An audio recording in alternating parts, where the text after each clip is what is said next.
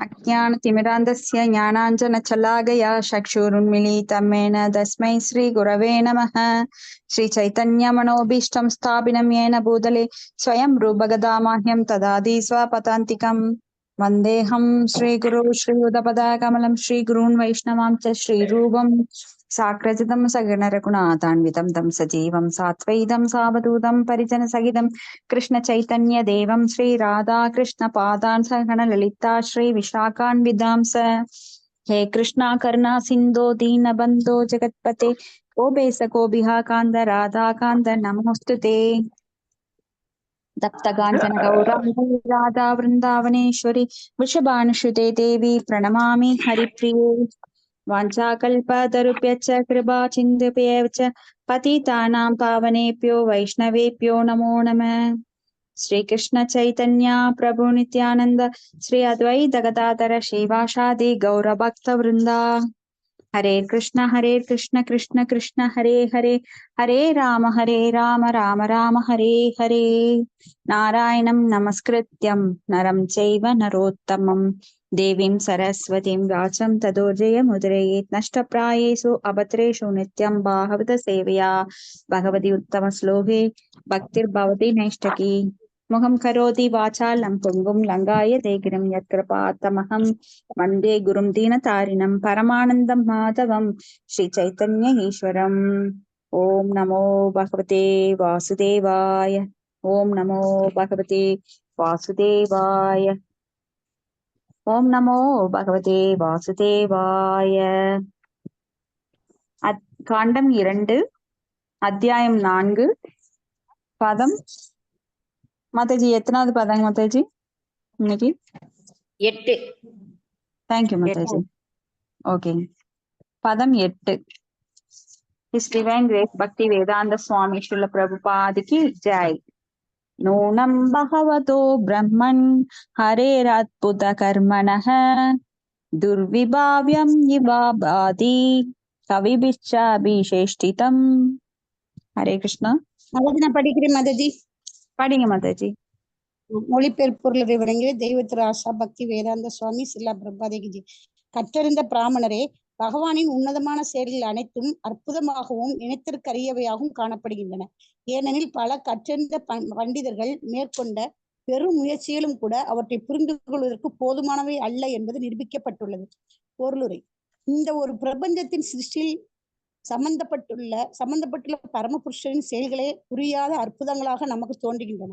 ஆனால் எண்ணிலடங்காத பிரபஞ்சங்கள் உள்ளன. அவை அனைத்தையும் ஒன்றாக திரட்டினால் அவை மொத்த ஜட உலகம் என்று அறியப்படுகின்றன. மேலும் பகவானுடைய படைப்பில் உள்ள இப்பகுதி மொத்த படைப்பின் ஒரு மிகச்சிறிய அளவு மட்டுமே ஆகும். ஜட உலகம் ஒரு பாகமே மட்டுமே நிற்கிறது. ஏகாம் சேன ஸ்திதிதோஷ் ஜகத்தை. ஜட உலகை அவரது சக்தியின் ஒரு பாகம் என எடுத்துக்கொண்டால் மீதமுள்ள 3 பாகங்களை ஆன்மீக உலகம் அல்லது வைகுண்ட ஜகத் என்று எடுத்துக்கொள்ளலாம். இதைதான் கீதை மத்தாமம் சனாதன தாமம் மற்றும் நித்திய உலகம் என்றெல்லாம் விவரிக்கிறது. பகவான் சிருஷ்டியை செய்து மீண்டும் அதை அழித்து விடுகிறார் என்பதை முந்தைய பதத்தில் நாம் குறிப்பிட்டோம். இச்செயல் ஜட உலகிற்கு மட்டுமே பொருந்தக்கூடியதாகும். ஏனெனில் வைகுண்ட உலகம் எனப்படும் அவரது படைப்பின் மீதம் உள்ள பெரும்பகுதி சிருஷ்டிக்கப்படுவதும் இல்லை, அழிக்கப்படுவதும் இல்லை. இல்லையெனில் வைகுண்ட தாமம் நித்தியமானது என்று அழைக்கப்பட்டிருக்காது. பகவான் அவரது தாமத்துடனே வாழ்கிறார். அவரது நித்தியமான நாமம், இயல்பு, திருவிளையாடல்கள், பரிவாரம் மற்றும் சொரூபம் ஆகியவை எல்லாம் அவரது வெவ்வேறு சக்திகள் மற்றும் இருவகங்களின் ஒரு காட்சியாகும். பகவான் அனாதி அல்லது சிருஷ்டிக்கப்படாதவர் என்றும் ஆதி அல்லது அனைத்திற்கும் மூலம் என்றும் அழைக்கப்படுகிறார். இது பகவானும் சிருஷ்டிக்கப்படுபவர் தான் என்று பக்குவமற்ற முறையில் நாம் எண்ணுகிறோம். ஆனால் அவர் சிருஷ்டிக்கப்படுபவர் அல்ல என்று வேதாந்தம் நமக்கு அறிவிக்கிறது. மாறாக அனைத்தும் அவரால் சிருஷ்டிக்கப்பட்டவையாகும். நாராயணோ பரவியப்தாத். ஆகவே சாதாரண மனிதன சிந்தனைக்கு இவை அனைத்து மிகவும் அற்புதமான விஷயங்களாகும். பெரும் பண்டிதர்களுக்கும் இவை நினைத்திருக்கிற செயல்களாகவே உள்ளன. இதனால் அத்தகைய பண்டிதர்கள் முரண்பாடான கோட்பாடுகளை வழங்குகின்றனர். பகவானின் படைப்பில் அற்ப பாகமாகிய இப்பிரபஞ்சத்தை மட்டும் எடுத்துக்கொண்டாலும் எல்லைக்கு உட்பட்ட இந்த வெளி எவ்வளவு தூரம் இருந்துள்ளது, இவ்வெளியில் எத்தனை நட்சத்திரங்களும் கிரகங்களும் உள்ளன என்பது போன்ற முழு தகவல் அவர்களிடம் இல்லை. நவீன விஞ்ஞானிகளுக்கு இவைகளை பற்றிய முழு அறிவு கிடையாது. வானவெளி முழுவதிலும் 100 மில்லியன் கிரகங்கள் இருக்கும், இங்கும் அங்குமாக சிதறி கிடக்கின்றன என்று அவர்களில் சிலர் தங்கள் ஊகத்தை வற்புறுத்துகின்றனர். 21/2/1960 என்ற தேதி குறிக்கப்பட்ட மாஸ்கோவில் வெளியான பத்திரிகை ஒன்று பின்வரும் துண்டு துணுக்கை வெளியிட்டது. ருசியாவின் பிரபல வான சாஸ்திர பேராசிரியரான போரிஸ் ஓரன்சோ வெலிமினோவ் என்பவர் பிரபஞ்சத்தில் அறிவுள்ள ஜீவன்கள் வாழும் எண்ணிலடங்காத கிரகங்கள் இருக்க வேண்டும் என்று கூறினார். பூமி மீது 28 ஒப்பான வாழ்வு அத்தகைய கிரகங்களில் இருக்கக்கூடும். ரசாயன விஞ்ஞானியான நிக்கோவை சிரோவ் என்பவர் மற்ற கிரகங்களில் வாயு மண்டலத்தை பற்றி விளக்கும் பொழுது செவ்வாய் கிரகத்தின் ஜீவராசிகளால் தாழ்ந்த உடல் உஷ்ணத்துடன் வாழக்கூடிய நிலைக்கு தங்களை மாற்றி அமைத்துக் கொள்ள முடியும் என்று குறிப்பிட்டார். செவ்வாய் கிரகத்தின் வாயு கலவை கொண்ட காற்று மண்டலம் ஜீவன்களின் வாழ்வை ஆதரிப்பதற்கு மிகவும் பொருத்தமானதாக இருக்கக்கூடும் என்று அவர் உணர்வதாக கூறினார். பல்வேறு வகையான கிரகங்களுடன் ஜீவராசியால் ஒத்துப்போகக்கூடிய நிலை பிரம்ம சமிதியில் விபூதி பின்னம் என்று விவரிக்கப்பட்டுள்ளது. அதாவது பிரபஞ்சத்தில் உள்ள எண்ணற்ற கிரகங்களில் ஒவ்வொன்றும் ஒரு குறிப்பிட்ட வகையான வாயு மண்டலத்தை கொண்டுள்ளது. அங்குள்ள சிறந்த வாயு மண்டலத்தின் காரணத்தால் அங்குள்ள உயிர்வாளிகள் விஞ்ஞானத்திலும் மனோ தத்துவத்திலும் இன்னும் அதிக முன்னேற்றம் அடைந்துள்ளனர். விபூதி என்பதே குறிப்பிட்ட சக்தியில் என்பதையும் பின்னம் என்பது பலவகைப்பட்டது என்பதையும் குறிக்கின்றன. விண்வெளியை ஆராய்ந்து இயந்திரங்களினால் மற்ற கிரகங்களை அடைய முயற்சிக்கும் விஞ்ஞானிகள் பூமியின் சூழ்நிலையோடு ஒத்துப்போகும் ஜீவராசிகள் மற்ற கிரகங்களின் வேறுபட்ட சூழ்நிலையில் வாழ முடியாது என்பதை உறுதியாக தெரிந்து கொள்ள வேண்டும். வினோதமான விண்வெளி பயணம். எனவே பகவத்கீதையில் 9.25 கூறப்பட்டுள்ளதை போல் தற்பொழுதுள்ள உடலை விட்ட பின் வேறொரு கிரகத்துக்கு செல்ல தன்னை ஒருவன் தயார் செய்து கொள்ள வேண்டும். யாந்தி தேவ விரதாக பூதானி யாந்தி பூதேஜே யாந்தி மத் யாஜுனோ பிமாம். தேவர்களை வழிபவர்கள் தேவரிடையே பிறப்பார்கள், பேய்களை பூதங்களையும் வழிபடுவோர் அத்தேவர்களிடையே பிறப்பார். என்னை வழிபடுவோரோ என்னுடன் வாழ்வர். பகவானின் சிருஷ்டி சக்தியின் இயக்கங்களை பற்றிய பரிசுத்த மகாராஜனின் கூற்று சிருஷ்டியின் முறையை பற்றிய அனைத்தையும் அவர் அறிந்திருந்தார் என்பதை வெளிப்படுத்துகிறது. பின் எதற்காக அவர் சுதேவ கோசாமியிடம் அத்தகைய தகவல்களுக்காக விசாரணை செய்தார்? பரிசுத்த மகாராஜன் மிகப்பெரிய சக்கரவர்த்தியாகவும் பாண்டவர்களின் வம்சத்தவராகவும் பகவான் ஸ்ரீ கிருஷ்ணரின் மிகச்சிறந்த பக்தராகவும் இருந்ததால் உலக சிருஷ்டியை பற்றி கணிசமாக அறிந்திருப்பதற்கு தகுதி படைத்தவராக இருந்தார். ஆனால் அவ்வளவு அறிவு கூட போதுமானதாக இல்லை. எனவே மிகவும் கற்றறிந்த பண்டிதர்கள் மிகப்பெரிய முயற்சிகளை மேற்கொண்ட பிறகும் கூட அவர்களால் அதை பற்றி அறிய முடியவில்லை என்று அவர் கூறினார். பகவான் எல்லையற்றவர் ஆவார். அவரது செயல்களும் கூட ஆழங்காண முடியாதவை ஆகும். வரம்புடைய அறிவின் மூலத்தையும் குறையுடைய புலன்களையும் கொண்ட பிரபஞ்சத்திலேயே மிக உயர்ந்த நிலையை அடைந்தவரான பிரம்மாவின் நிலை வரையுள்ள எந்த ஜீவராசியும் எல்லையற்றவரை அறிவதை பற்றி கற்பனை கூட செய்து பார்க்க முடியாது. பகவத்கீதையில் பகவானாலேயே விளக்கப்பட்டுள்ளதை போல் எல்லையற்றவரே அதை விளக்கும் பொழுது அவரை பற்றி நாம் ஓரளவுக்கு அறிய வாய்ப்புண்டு. மேலும் நாரதரின் சீடரான வியாச தேவரிடமிருந்து அவர் அதை கற்றறிந்தவரான சுகதேவ கோசாமி போன்ற முக்தி பெற்ற ஆத்மாக்களிடமிருந்தும் அதை ஒரு குறிப்பிட்ட அளவுக்கு அறிய முடியும். இவ்வாறாக சீட பரம்பரையின் சங்கிலி தொடரின் மூலமாக மட்டுமே பூரண அறிவு கீழிறங்கி வரக்கூடும். எவ்வகையான ஆராய்ச்சி அறிவாலும் பழமையான அல்லது நவீனமான அதை அடைய முடியாது. Haresh Mataji, thank you Mataji. Pranams Mataji. Thank you Mataji. Pranams Mataji. இப்ப இந்த பதத்துல ஸ்ரீல பிரபுபாதர் இந்த படைப்பு பற்றிய பகவானுடைய படைப்பு பற்றிய விவரத்தை நம்மளுக்கு சொல்றாரு. அப்போ பெரிய பெரிய பண்டிதர்கள், ஞானிகள், ராஜ ரிஷிகள் இவங்களுக்கே கூட தெரியல, ஓரளவுக்கு தான் தெரிஞ்சிருக்கு. அப்ப இத நம்ம குறையுடைய புலன்களை கொண்டு நாம் பகவானை கண்டறிய முற்பட முடியாது. நாம நம்மளுடைய சொந்த அறிவை வைத்து பகவானை புரிஞ்சுக்கவே முடியாது. ஏன்னா அவர் எல்லையற்றவர். அனந்த அப்படின்னா எல்லையற்றவர். அவருடைய சக்திகள் எல்லையற்றது. இங்க நாம் பார்க்கின்ற இந்த பிரபஞ்சத்துல 14 உலகங்கள், ஒரு அண்டம் அப்படின்னா மிகப்பெரியது. அதுல 14 லோகங்கள் இருக்கின்றது. 14 லோகங்கள். இப்ப அந்த 14 லோகங்கள்ல வேறு வேறு கிரகங்கள்ல வேறு வேறு மனிதர்கள் வேறு வேறு வடிவமைப்புடன் இருக்கிறார்கள். இதையெல்லாம் நாம போய் ஆராய்ஞ்சிட்டு இருக்கு. நம்மளுக்கு டைம் எல்லாம் கிடையாது. இருக்கிற ஆண்டுகள்ல 100 ஆண்டுகள் இந்த கலியுகத்துல கொடுக்கப்பட்டிருக்கிறது. அதுல 80 ஆண்டுகள் தான் இப்ப ரொம்ப சுருங்கி போயிட்டே இருக்கு. மனிதர்கள் வடிவம் அப்படித்தான், குள்ளையாக. நாமெல்லாம் முதல்ல சத்திய யுகத்துல 20 அடி எல்லாம் இருந்தாங்களாம். அப்புறம் குறைஞ்சு 15 அடி, அப்புறம் 10 அடி, அப்புறம் இப்போ இந்த கலியுகத்துல வந்து 5, 6 அடி இருக்கிறதே பெருசு. அது போல கலியுகத்தின் தன்மைகளும் அப்படித்தான். அந்த சத்தியம் குறைஞ்சிட்டே வருது. அது போல உலோகங்கள் சத்தியயுகத்துல எல்லாம் பாத்தீங்கன்னா தங்கம், வெள்ளி, வைரம், வைடூரியம் அதெல்லாம் ரோட்லயே இறஞ்சு கிடக்குமா. யாருமே எடுக்க மாட்டாங்க. இப்பெல்லாம் அது ரொம்ப ப்ரீசியஸ். நம்மளுக்கு கிடைச்சா போதும், அள்ளி சாக்கு மூட்டையில திணிச்சு கொண்டு வந்து வீட்டுல ஸ்டோர் பண்ணிடுவோம்.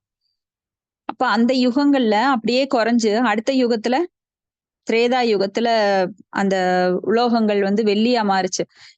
வெள்ளி அப்படிங்கிறது ரொம்ப பரவலா இருந்துச்சு. தங்கம், அந்த வைரம் எல்லாம் குறைஞ்சிருச்சு. அதுக்கடுத்த யுகத்துல பாத்தீங்கன்னா அந்த உலோகங்கள் ஐம்பொன்னால இருந்தது. அதுக்கப்புறம் இந்த யுகம் வந்து கலியுகம், இரும்பு யுகம் அப்படின்னு சொல்லப்படுது. அப்ப இங்க பாத்தீங்கன்னா நம்ம பிளேட் எல்லாம் நாம சாதாரண இரும்பு பிளேட் தான். அதுலயும் வந்து கோட்டிங் கொடுத்து, அலுமினிய கோட்டிங் கொடுத்து நாம சாப்பிட்டுட்டு இருக்கிறோம். அன்னைக்கெல்லாம் வெள்ளி தட்டம், வெள்ளி சொம்பு அதெல்லாம் யாகங்கள்ல பாத்தீங்கன்னா யுதிஷ்ட மகாராஜர் யாகம் பண்ணிட்டு அப்படியே போட்டு போயிடுவாரு. அந்த ராஜாக்கள் எல்லாம் அப்படி அப்படியே போட்டுட்டு போயிடுவாங்க. அதை யாருமே எடுக்க மாட்டாங்க, அவங்களுக்கு தேவையும் இல்லை. இப்பெல்லாம் பிளாஸ்டிக் டம்ளரை கொண்டு போய் வச்சாலே அது செயினை போட்டு கட்டி வைக்கிறாங்க. ஏன்னா அந்த பிளாஸ்டிக் டம்ளர் கூட தூக்கிட்டு போயிடுவான். அப்ப இந்த கலியுகத்துல இரும்பு அப்படிங்கிறது கூட மாறி இப்ப பிளாஸ்டிக் அப்படிங்கிற கெமிக்கல் ஒரு ரொம்ப லோ வெரைட்டி குவாலிட்டி கொண்டு வந்திருக்காங்க. அப்ப இன்னும் பாத்தீங்கன்னா அதெல்லாம் வந்து மக்காத பொருட்கள். இந்த பூமியை வந்து ரொம்ப மோசம், பாழடைய வைக்கக்கூடிய பொருட்கள். அதனால பூமி தாய் ரொம்ப கஷ்டப்படுறாங்க. அந்த மாதிரி எல்லாமே தரம் கெட்டு கொண்டே இருக்கின்றது எல்லா வகையிலும் பாத்தீங்கன்னா. அப்ப பகவான் முதல்ல காட்சி தந்தார், அப்புறம் கனவுல வந்தார், அப்புறம் பேசின அசரீரியாக பேசினார். இப்ப கனவுலயும் வர்றதில்ல, அசரீரியாவும் பேசுறது இல்ல. ஏன்னா கலியுக மக்கள் வந்து ராட்சச புத்தி உள்ளவர்கள். உடம்புதான் மனுஷனா இருக்கு. அந்த காலத்துல அசுரன் அப்படின்னா தனியா இருப்பான். அவனுக்கு வந்து பல்லு வெளியில இருக்கும், கொம்பு மாதிரி முடி இருக்கும். ஆனா இந்த யுகத்துல பாத்தீங்கன்னா எல்லார் மனசுலயும் அசுரத்தன்மை இருக்கின்றது. கொன்ன எல்லாரையும் கொல்லணும். அதனாலதான் பகவான் கருணை வடிவமாக வந்தார். ஸ்ரீ சைத்தன்ய மகாபிரபுவா வந்தார். அதனால யாரையும் தண்டிக்கல. அவர் வந்து கொடுத்துட்டு போனார். நாமத்தை கொடுத்து அள்ளி வாரி வழங்கிட்டு போனார். இதன் மூலமாவது நீங்க திருந்துங்க. அப்ப இந்த சிருஷ்டி, அவரோட சிருஷ்டி வந்து ரொம்ப அற்புதமானது. பல பிரபஞ்சங்கள், எண்ணில் அடங்கா பிரபஞ்சங்கள் இருக்கு. அப்ப இங்க வந்து ஏகபாத விபூதி அப்படின்னு நம்மளுடைய இந்த ஜட உலகம் வந்து ஒரே ஒரு நாளில் ஒரு பங்கு தான் இந்த ஏகபாத விபூதி. விபூதி அப்படின்னா சக்தி. பகவான் விபூதி அப்படின்றது சக்தி. அது போல பின்னம் அப்படின்னா பல வகைப்பட்டது. நாமெல்லாம் பின்னாம்சம் அப்படின்னா பல வகைப்பட்ட அம்சங்கள். நாமெல்லாம் அம்சம், அம்சத்தின் அம்சம், கலா அம்சம் அப்படின்னு எல்லாம் நாம பாக்குறோம் இல்லையா. பகவான் வந்து தன்னை பலவாறாக விரிவங்கம் பண்ணி கொண்டார் அப்படின்னு. அப்ப இந்த பகவானுடைய படைப்பு இங்க ஏகபாத விபூதி, திரிபாத விபூதி அப்படிங்கிற ஆன்மீக லோகம் இன்னும் மிக பெரியது. அங்க வந்து வீழாத ஆத்மாக்கள், நாமெல்லாம் வீழ்ந்த ஆத்மாக்கள். நித்திய சித்தா, நித்திய பக்தா, நம்மள நித்திய பக்தா அப்படிங்கிற பந்தப்பட்ட ஆத்மாக்கள். அங்கெல்லாம் நித்திய சித்தாக்கள் அப்படிங்கிற நித்தியமாக பகவானுடைய சேவையில் ஈடுபட்டு கீழே விழாத ஆத்மாக்கள். அவங்கெல்லாம் கட்டுப்படாதவர். அதாவது நாமெல்லாம் கட்டுண்ட ஆத்மாக்கள். எதுக்கு? மாயைக்கு கட்டுண்ட ஆத்மாக்கள். நாமெல்லாம் மாயினால கட்டுப்படுத்தப்படுகின்றோம். ஆனா அங்க வந்து கட்டுப்பாடு கிடையாது. ஏன்னா அவங்களுக்குள்ள எந்த ஒரு தீய எண்ணங்களும் கிடையாது. அதனால அவங்க கட்டுப்படுத்த வேண்டியது இல்லை. எப்பவுமே பகவானுக்கு சேவை செய்யறதுல இன்பத்தை அடைந்து கொண்டு, அங்க எந்த பசி இருக்காது, தூக்கம் இருக்காது, அங்க தாகம் இருக்காது, அங்க எதுவும் தேவைப்படாது. ஆனாலும் அவங்க வந்து சேவை செய்யறாங்க. எப்படி? மகாலட்சுமி என்ன பண்ணுவாங்களாம்? ஆயிரக்கணக்கான லட்சுமிகள், கந்தர்ப்ப கோடி கமனீய விசேஷ சோபம் கோவிந்தமாதி புருஷம் தமஹம் பஜாமி அப்படின்னு சொல்லி அங்க ஆயிரக்கணக்கான லட்சுமிகள் இருக்காங்க. அங்க அந்த லட்சுமிகளுக்கா வேலையே இருக்காது. அப்ப பகவானுக்கு சேவை செய்யறதுக்காக வேணும்னே எடுத்து அந்த மாளிகையை பளிங்கு கற்களால் ஆன, அங்க தூசும் இருக்காது. ஆனா அதை தொடச்சிட்டு இருப்பாங்களாம். எதுக்காக? பகவானை கவர்வதற்காக, அவருக்கு சேவை செய்யறோம் அப்படின்னு சொல்லி அவங்க தொடச்சிட்டு இருப்பாங்களாம். அப்ப அங்க வந்து எந்த வேலையும் கிடையாது. இங்கெல்லாம் நாம காலையில எந்திரிச்சா என்ன செய்யணும், என்ன செய்யணும், என்ன செய்யணும்னு யோசிக்கணும். ஆனா அங்கெல்லாம் அங்க அதுக்கு வாய்ப்பே கிடையாது. அப்ப அங்க வந்து இதை விட 3 பகுதி அதிகமாக இருக்கின்றது அப்படின்னா பாத்துக்கோங்க. நாம இந்த உலகத்திலேயே எதையும் கணக்கிட முடியல. இந்த வான்வெளி எங்க இருக்கிறது, இந்த வான்வெளி எவ்வளவு நீண்டது அப்படின்னெல்லாம் நம்மளால கணக்கிட முடியாது. யாராவது இதை கணக்கிட முடியுமா? கடலோட ஆழத்தை கணக்கிட முடியுமா? அகலத்தை கணக்கிட முடியுமா? ஒண்ணும் முடியாது. அப்ப இதுக்கே இவ்வளவு சிரமப்படுறோம்.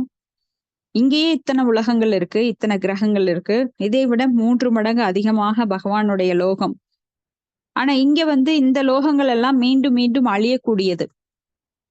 உண்மையானதுதான். அருவவாதிகள் சொல்றது என்ன சொல்லுவாங்கன்னா, இங்க எல்லாம் பொய் அப்படிம்பாங்க. எல்லாம் பொய் என்பது கிடையாது. இங்க வந்து எல்லாம் இருக்கு. ஆனா அது நிரந்தரமற்றது.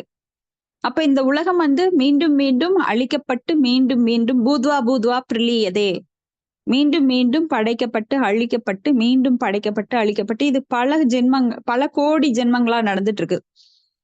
பல மில்லியன் ஆண்டுகளாக இது தொடர்ந்து நடந்து கொண்டிருக்கிறது. சிருஷ்டி ஸ்ருதி பிரளய அப்படின்னு சொல்லி பகவான் வந்து இந்த சிருஷ்டியை ஏற்படுத்தி அதை பாதுகாத்து மீண்டும் அழித்து தனக்குள் அவ்யக்த நிலையில, தோன்றாத நிலையில அந்த உயிர்வாளிகள் எல்லாம் மீண்டும் பகவானோட உடம்புல போய் தங்குறாங்க. மறுபடியும் அவர்கள் வெளியிடப்படுறாங்க. யுகங்கள் தோறும் இப்படி நடந்து கொண்டே இருக்கிறது. அப்போ இங்க வந்து என்ன சொல்லப்பட்டிருக்குன்னா, வைகுண்ட தாமம் நித்தியமானது. நித்தியம் அப்படின்னா நிரந்தரம். இப்ப பகவான் அங்க வந்து அழிவே கிடையாது. அதனால அங்க தோன்றி மறைவதெல்லாம் கிடையாது. அது எப்பவும் அப்படியேதான் இருக்கு. ஏன்னா அங்க அழிவு அப்படிங்கிற பேச்சுக்கே இடம் கிடையாது.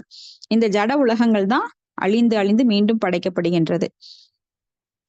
இப்ப பகவான் தமது தாமத்துடன் வாழ்கின்றார். அவரது நித்திய நாமம், இயல்பு, திருவிளையாடல், பரிவாரம், சொரூபம் எல்லாம் அவரது சக்திகள் மற்றும் விரிவங்கங்களின் ஒரு காட்சியாகும். இப்ப பகவானிலிருந்து அவரது நாமம், ரூபம், இயல்பு, திருவிளையாடல் எல்லாம் மாறுபட்டது கிடையாது. அதை வந்து தனியா பிரிச்சு பார்க்க முடியாது. இப்ப பகவான் அனாதி அல்லது சிருஷ்டிக்கப்பட்டவர் என்றும் ஆதி அல்லது அனைத்திற்கும் மூலம் என்றும் அழைக்கப்படுகிறார். அப்ப பகவானும் சிருஷ்டிக்கப்படுபவர் தான் என்று பக்குவமற்ற முறையில் நாம் எண்ணுகிறோம். அப்ப பகவான் வந்து சிருஷ்டிக்கப்படுபவர் அல்ல. அனாதிர் ஆதிர் கோவிந்த சர்வ காரணம், எல்லா காரணங்களுக்கும் காரணமாக இருப்பவர் அனாதிர். அவருக்கு முன்னாடி யாருமே இல்லை. ஆனால் அவர் மாறாக அனைத்தும் அவரால் சிருஷ்டிக்கப்பட்டவை. நாராயண பரோ அவ்யக்தாத். இது வந்து சாதாரண மனிதனுக்கு இது புரியவே புரியாது. பக்திக்குள்ள வர்றவங்க, சாஸ்திரத்தை படிக்கிறவங்க, குருவிட்ட சரணடைஞ்சவங்களுக்கு தான் இது புரியும். மற்ற சாதாரண மாணவர்களுக்கு இது புரியாது. பெரும் பண்டிதர்களுக்கே இது குழப்புது. முய்யந்திய சூரையக தேஜோ வாரி அமிர்தாம் யதா வினிமயோ எத்திர திர்ஷர்கோ அமிர்ஷ தாம்னா ஸ்வேன சதா நிரஸ்தகோகம் சத்தியம் பரம் தீமகி. பாகவதத்துல முதல் ஸ்லோகத்துல அதான் சொல்லப்படுது. ஆனானப்பட்ட பிரம்மா கூட குழம்புறார். ஓ, இந்த சின்ன பையன் இத்தனை அற்புதம் செய்யறானே, யார் இது அப்படின்னு சொல்லி பசுக்கள், கன்றுகளை எல்லாம், கோபர்களை எல்லாம் ஒளிச்சு வச்சிடுறாரு.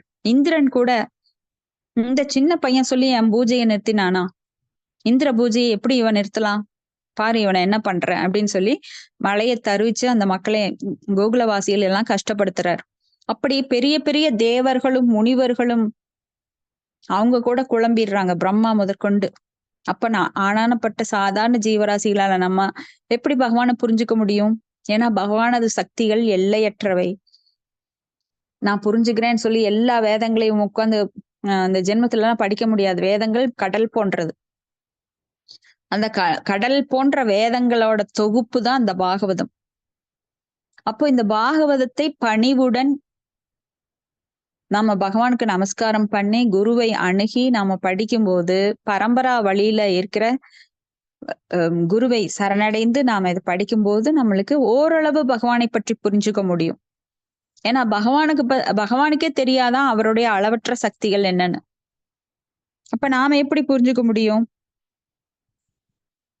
இப்ப பகவானின் படைப்பில் அற்பபாகமாகிய இப்பிரபஞ்சத்தை மட்டும் எடுத்துக்கொண்டால் எல்லைக்குட்பட்ட இந்த வெளி எவ்வளவு தூரம் விரிந்துள்ளது, இவ்வெளியில் எத்தனை நட்சத்திரங்கள், கிரகங்கள் உள்ளன என்ற முழு தகவல்கள் யாரிடம் கிடையாது. இப்ப நவீன விஞ்ஞானிகள் இதை பற்றி எல்லாம் அறியறதுக்கு முயற்சிக்கிறாங்க. ஆனா அவங்களால இதுவரைக்கும் கண்டுபிடிக்கவே முடியல. முதல்ல 2 கோளுனாங்க, அப்புறம் 9னாங்க, அப்புறம் 10னாங்க, அப்புறம் ஒவ்வொரு கோளா கண்டுபிடிச்சு பெயர் வச்சாங்க. இப்ப எல்லையற்ற கோள்கள் இருக்குதுன்னு அவங்களே ஒத்துக்கிட்டாங்க. அப்ப பகவானோட மயிர்கால்கள்ல இருந்து எண்ணற்ற கோள்கள் இப்போ வெளிவந்துட்டே இருக்கு. அவர் மூச்சு விடும்போது அந்த கோள்கள் வெளியில வருது.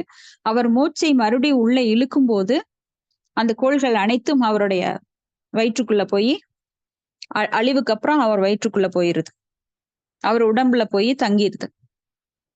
அப்ப இது வந்து கற்பனைக்கு எட்டாது. அவர் மூச்சோட காலம் எவ்வளவு தூரமா இருக்கும்? ஏன்னா அவர்கிட்ட இருந்து பிறந்த பிரம்மாக்கு ஒரு கல்பம் ஒரு பகல், ஒரு கல்பம் ஒரு இரவு. ஒரு கல்பம் அப்படின்னா சதுர்யுகங்களை 1000ஆல பெருக்கும் போது ஒரு கல்பம். அப்போ ஒவ்வொரு யுக காலம் பாத்தீங்கன்னா நீண்ட காலம். அந்த 4 யுகங்களையும் சேர்த்து அதை மறுபடியும் 1000ஆல பெருக்கி வரும்போதுதான் அவருடைய ஒரு பகல். அப்படி அவர் ஒரு வாரம், ஒரு மாதம், ஒரு வருடம் அப்படின்னு 100 ஆண்டுகள் வாழ்றார். அப்ப எவ்வளவு ஜீரோ வரும்னு பாருங்க. நம்மளால கணக்கிடவே முடியாது. பிரம்மாவோட ஆயுட்காலமே இவ்வளவு நீண்ட காலம். அப்ப பிரம்மாவோட ஒரு பகல்ல முடிஞ்சு இரவு உண்டாகும் போது ஒரு பகுதி பிரளயம் ஏற்படுது. அப்ப பிரம்மாவோட 100 ஆண்டுகள் முடிஞ்சு ஒரு முழு பிரளயம் ஏற்படுகின்றது. அப்ப பகவானோட ஒரு மூச்சுல இவ்வளவு பிரபஞ்சங்கள், கிரகங்கள் எல்லாம் படைக்கப்பட்டு அவர் மறுபடியும் மூச்சை உள்ள இழுக்கும் போது எல்லாமே அழிஞ்சு போகுது. அப்ப அவருடைய மூச்சோட நீளம் எவ்வளவு தூரமா இருக்குன்னு பாருங்க. எவ்வளவு கோடி மில்லியன் ஆண்டுகள். அப்ப இங்க வந்து இந்த விஞ்ஞானிகள் எல்லாம் வந்து கற்பனை செய்யறாங்க. அப்படி இருக்கலாம், இப்படி இருக்கலாம். அதெல்லாம் வந்து உண்மை கிடையாது. சாஸ்திரம் கூறுவது மட்டுமே உண்மை. இப்ப பல்வேறு வகையான கிரகங்கள்ல ஜீவராசிகள் ஒத்து போகக்கூடிய நிலை இருக்கிறதா பிரம்ம சம்ஹிதையில பிரம்மா சொல்றார். ஒரு குறிப்பிட்ட வகையான வாயு மண்டலத்தை ஒவ்வொரு கிரகங்களும் கொண்டுள்ளது. அதனால அங்க இருக்கிற உயிர்வாளிகள் விஞ்ஞானத்திலும் மனோ தத்துவத்திலும் இன்னும் அதிக முன்னேற்றம் அடைந்துள்ளனர்.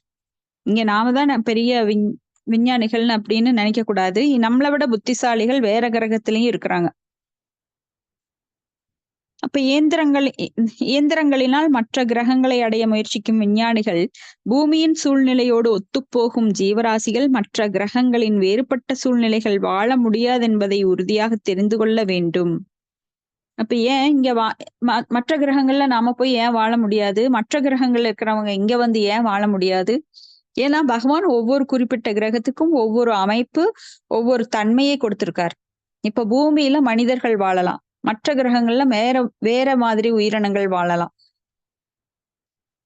அதாவது உயிர்வாளிகள் ஆத்மா எல்லாம் ஒண்ணுதான். ஆனா வேற உடல் அமைப்பு கொண்டவர்கள் வேற இடத்துல வாழ முடியும். இப்ப நாமளே பாத்தீங்கன்னா இமயமலையில இருக்கிறவங்களை கொண்டு வந்து இங்க வெப்ப மண்டலத்தை விட்டாங்கன்னா அவங்க சீக்கிரம் வாடி போயிடுவாங்க. அவங்களால தாக்கு பிடிக்கவே முடியாது. அப்போ இங்கிருந்து அமெரிக்கா போகணும் அப்படின்னாலே அங்க சூழ்நிலை மாறுபடுது. அங்க குளிர், இந்த காலம் எல்லாமே மாறுபடுது. இங்க பகலா இருந்தா அங்க இரவா இருக்கும், அங்க இரவா இருந்தா இங்க பகலா இருக்கும். இப்படி நம்மளோட இதுக்குள்ளேயே பாத்தீங்கன்னா பூமியில வேற இடங்கள்ல வேற தட்பநிலை. அங்க இருக்கிறவங்க இங்க வாழ முடியாது, இங்க இருக்கிறவங்க அங்க வாழ முடியாது. ஏன்னா பழகி போயிடுறாங்க. ஆனா வேறு கிரகங்களுக்கெல்லாம் போகும்போது மொத்தமாவே நாம சூழ்நிலை மாறிடும். எனவே பகவத்கீதையில சொன்ன மாதிரி யாந்தி தேவா விரதா தேவான் பித்ரு யாந்தி பித்ரு விரதாக பூதானி யாந்தி பூதேஜயா யாந்தி மத்தியாஜினோ அபிமாம். அப்போ எல்லாரும் யாரை கும்பிட்டாலும் ஒரே இடத்துக்கு தான் போவோங்க அப்படிங்கிற முட்டாள்கள் சொல்றதெல்லாம் நாம நம்ப கூடாது. யார் சிவனை வழிபடுறாங்களோ அவங்க சிவனோட தாமத்துக்கு போலாம், மகேஷ் தாமம். யாரு சக்தியை வழிபடுறாங்களோ அவங்க தேவி தாமத்துக்கு போலாம். யாரு தேவர்களை வழிபடுறாங்களோ தேவர்களோட உலகத்துக்கு போலாம். பித்ருக்களை வழிபடுறவங்க பித்ருக்கள் உலகத்துக்கு போலாம். ஆனா என்னை வழிபவர்கள் என்னை அடைவார்கள் அப்படின்னு கிருஷ்ணர் சொல்றார். அப்ப கோலோக விருந்தாவனத்துக்கு யாரெல்லாம் போக முயற்சி எடுக்கிறோமோ அவங்க எல்லாம் கிருஷ்ணரை வழிபட வேண்டும். பகவான் கிருஷ்ணர் தான் ஆதி காரணம். அப்ப அவரை வழிபட்டா வேருக்கு நீரூற்றினால் மற்ற பாகங்கள் எப்படி பலனடைகின்றதோ அது போல பகவான் கிருஷ்ணரை வழிபட்டால் எல்லா தேவர்களும் மகிழ்ச்சி அடைகிறாங்க. ஏன்னா தேவர்கள் எல்லாம் பகவானுடைய அங்கங்கள்.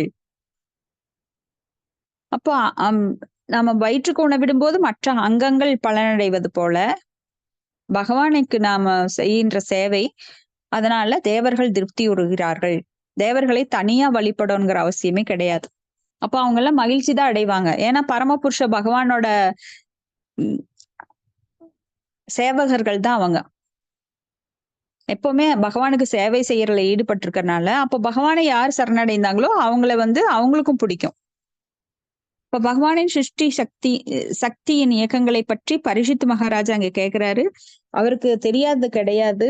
இருந்தாலும் பெரிய சக்கரவர்த்திகள் பாண்டவர்களின் வம்சங்களாகவும் பகவான் ஸ்ரீ கிருஷ்ணரின் மிகச்சிறந்த பக்தர்களாகவும் இருந்ததால் உலக சிருஷ்டி பற்றி கணிசமாக அறிவதற்கு தகுதி படைத்தவராக இருந்தார்.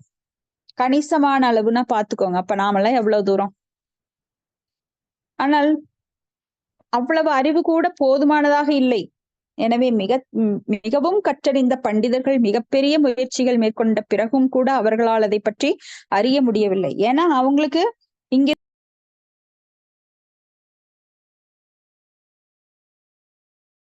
மாயா அபகரத ஞானா ஆசூரம்பாவம் ஆசிரிதம் அப்படின்னு மாயால் அவர்கள் அபகரிக்கப்பட்டிருக்கிறார்கள். அதனால அவங்க புத்தி மழுங்கிருது. ஏன்னா பகவான் தன்னை சரணடைந்தவர்களுக்கு மட்டுமே தன்னை காட்டி கொடுக்கிறார். சரணடையாதவர்களுக்கு தன்னை பற்றிய புத்தி அவர் கொடுக்கறதே கிடையாது. அதுதான் பார்த்தோம். பக்தியில நாம எவ்வளவு தூரம் பணிவாக இருக்கிறோமோ அவ்வளவு தூரம் நம்ம அறிவை விரிவங்கம் பண்ணிக்க முடியும் ஆன்மீக ரீதியாக. இப்போ ஒரு ஜட ரீதியா பார்த்தா கூட நீங்க குருவுக்கு மரியாதை பண்ணணும் அப்படின்னு சொல்லி ஸ்கூல்ல எல்லாம் குரு பூஜை பண்றாங்க. ஆனா குரு என்பவர் பௌதிகமான கல்வியை கொடுப்பவர் குரு அல்ல. நிறைய பேர் தப்பா புரிஞ்சிருக்கிறாங்க. நம்மளுக்கு யார் பாடம் சொல்லி கொடுக்குறாங்களோ அவங்க எல்லாம் குருன்னு நினைச்சுக்கிறாங்க. ஆனா பௌதிக கல்வியை கொடுப்பவர்கள் குரு அல்ல. ஆன்மீக கல்வியை கொடுக்கிறவங்க தான் குரு. அவங்கதான் நம்மளுக்கு இரண்டாவது பிறப்பை கொடுக்கக்கூடியவர்கள். முதல் பிறப்பு தாய் தந்தையர் மூலமாக வருகின்றது.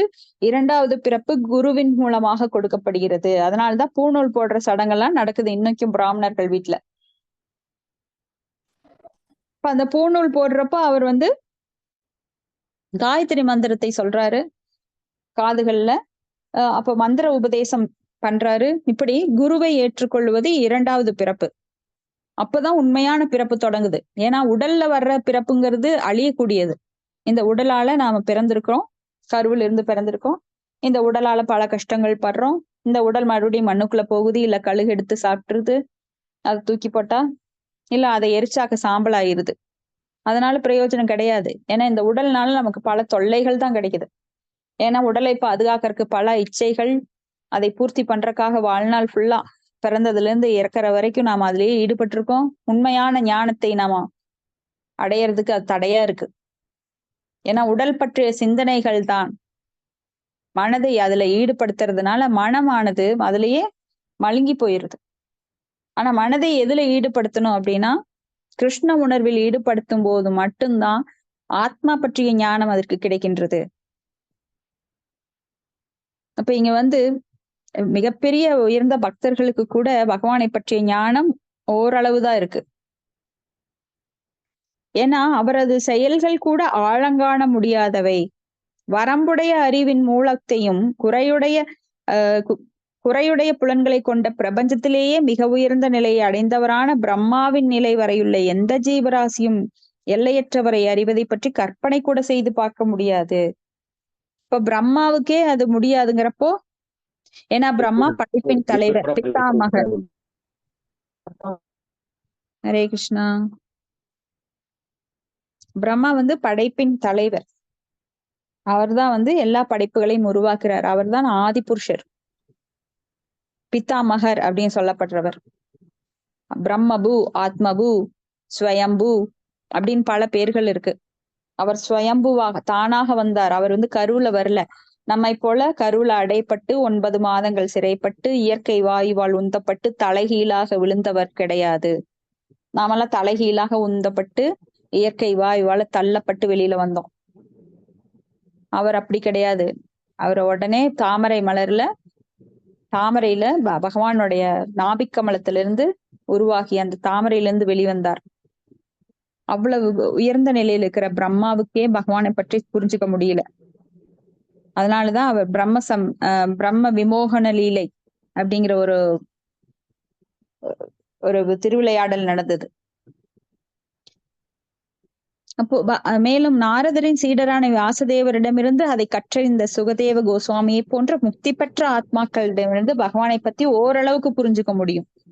நானா போய் புரிஞ்சுக்கிறேன் அப்படின்னா எந்த காலத்திலயும் முடியாது. இன்னும் பல கோடி ஜென்மம் எடுத்தாலும் நம்மளால பகவானை புரிஞ்சுக்க முடியாது. அந்த முயற்சியை கைவிட்டுட்டு தத்வித்தி பிரதிபாதேன பரிப்பிரஷ்னேன சேவையா உபதேசந்தி ஞானம் ஞானின தத்துவ தர்ஷனக.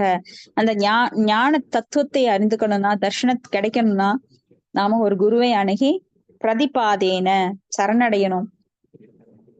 பரிப்பிரஷ்னேன சேவையா அவருக்கு சேவைகள் செய்யணும். அவரிடம் உபதேசந்தி ஞானம் அவரிடம் உபதேசம் பெற்று அந்த ஞானத்தை அடைய வேண்டும். இது தவிர வேற வழியே கிடையாது. நான் யாரையும் சரணடைய மாட்டேன், என் கற்பனையில தான் நான் பேசுவேன், என் கற்பனையில தான் நான் சொல்லுவேன், யார் எந்த சொன்னாலும் கேட்டுக்குவேன். ஆதாரமற்ற செய்திகளை கேட்டு குழம்பி குழம்பி மனிதர்கள் முட்டாளா இருக்கக்கூடாது. ஆதாரத்துடன் கூடிய வேத சக்ஷு, வேதத்தின் கண் கொண்டு பார்க்க வேண்டும். ஞான சக்ஷு, அது அப்பதான் நம்ம ஞானத்தின் கண் கொண்டு நாம மத்ததை பார்க்க முடியும். பதம் 9. யதா குணாம்ஸ்து பிரகிருதே யுகபத் கிரமச்சோ அபிவா பிபர்த்தி பூரிச்சஸ்த்வ ஏக குர்வன் கர்மாணி ஜன்மபி. ஹரே கிருஷ்ண மாதாஜி, நான் படிக்கிறேன் மாதாஜி. படிங்க மாதா, அடுத்ததும் படிங்க. இது கொஞ்சம் ஓ அப்படிங்களா, சரி சரி சரி சரி.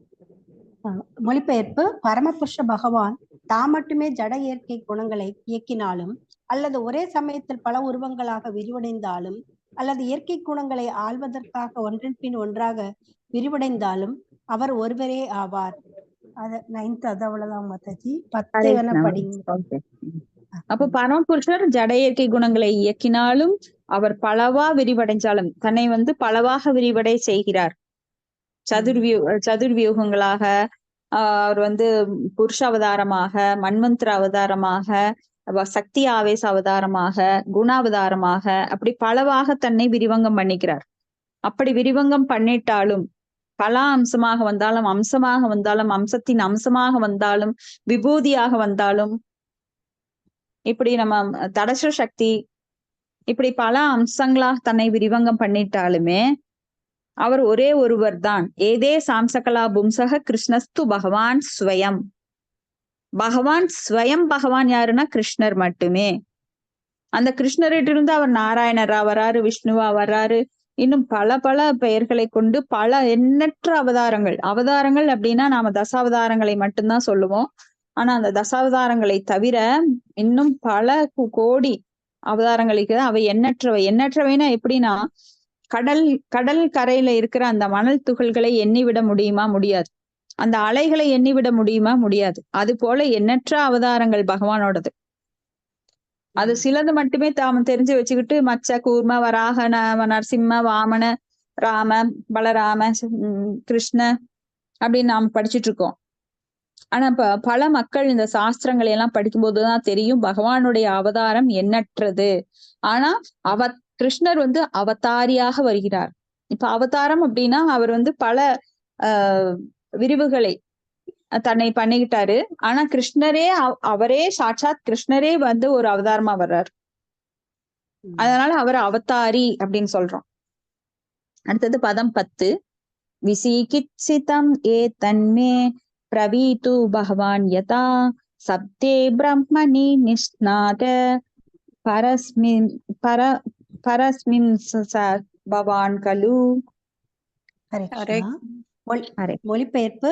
தாங்கள் வேத இலக்கியங்களை கற்றுணர்ந்தவரும் உன்னத தன்னுணர்வு பெற்றவரும் பகவானின் சிறந்த பக்தரும் ஆவீர்.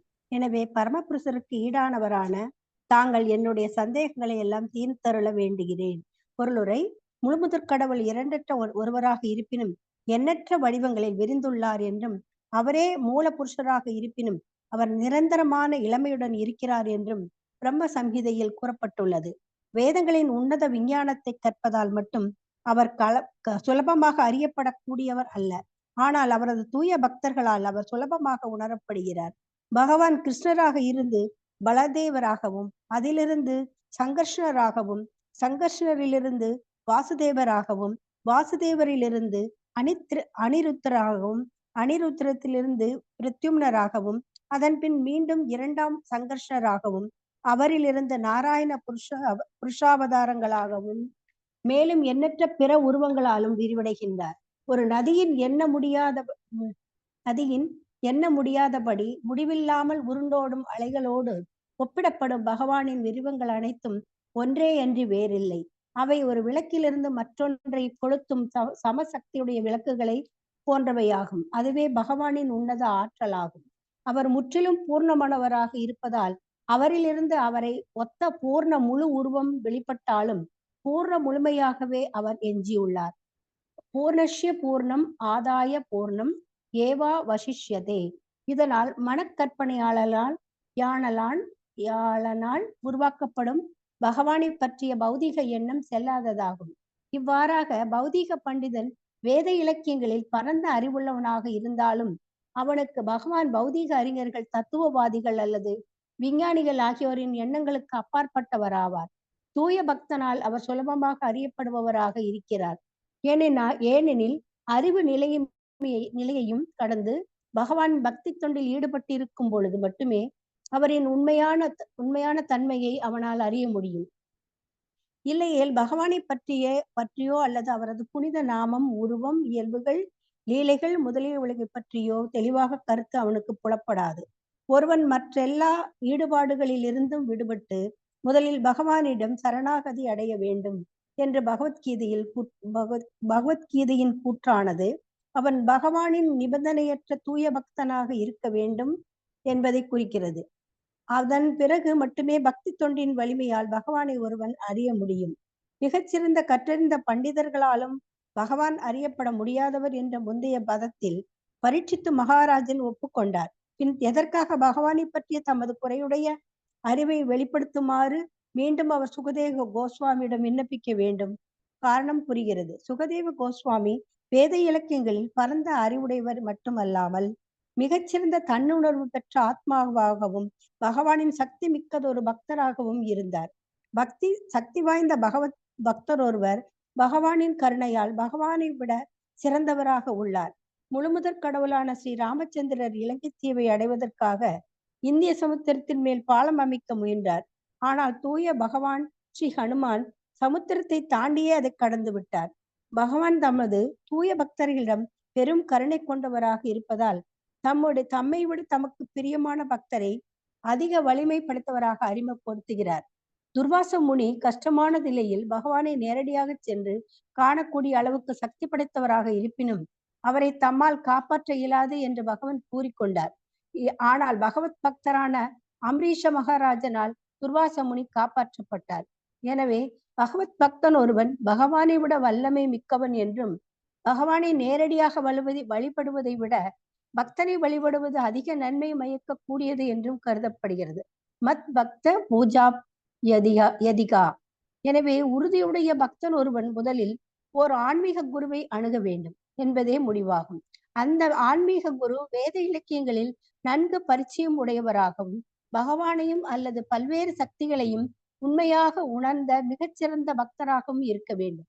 அத்தகைய ஆன்மீக குருவின் உதவி இல்லாமல் பகவானின் உன்னத விஞ்ஞானத்தில் ஒருவரும் முன்னேற முடியாது. சுகதேவ கோஸ்வாமியை போன்ற ஒரு உண்மையான ஆன்மீக குரு பகவானின் அந்தரங்க சக்திகளை குறிக்கும் விஷயங்களை பற்றி மட்டுமல்லாமல் அவரது பகிரங்க சக்திகளுடன் பகவான் எவ்வாறு உறவாடுகிறார் என்பதை பற்றியும் கூட விவரிப்பார். பகவானின் அந்தரங்க லீலைகள் அவரது பிருந்தாவனத்து நடவடிக்கைகளை வெளிப்படுத்தப்படுகின்றன. ஆனால் அவரது புறச்செயல்கள் அவரது அம்சங்களான கார்னார்ணவ சாயி விஷ்ணு,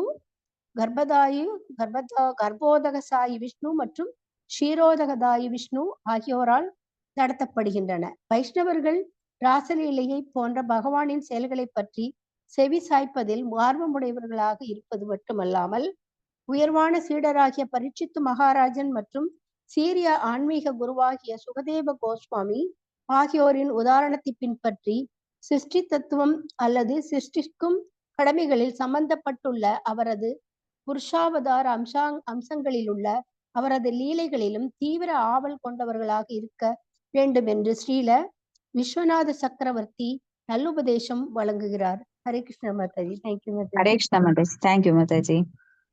இப்ப இங்க வந்து தாங்கள் வேத இலக்கியங்களை கற்றுணர்ந்தவரும் உன்னத தன்னுணர்வு பெற்றவரும் பகவானின் சிறந்த பக்தரும் ஆவீர் அப்படின்னு சுகதேவ கோஸ்வாமியை அவங்க பரிஷித் மகாராஜா பாராட்டுகிறார், போற்றுகிறார். எனவே பரமபுருஷருக்கு ஈடான தாங்கள் என்னுடைய சந்தேகங்களை எல்லாம் தீர்க்க வேண்டும். இப்போ குரு கிட்ட போய் உடனே போய் உக்காந்து எடுத்த இடத்துல கடவுள் யார், அவரை பத்தி நீங்க சொல்லுங்க அப்படின்னு கேட்கறது முறையா, இல்ல அவரை வந்து போற்றி அவரது புகழெல்லாம் சொல்லி அப்புறம் கேட்கறது முறையா அப்படிங்கிறது இங்க நாம தெரிஞ்சுக்கலாம்.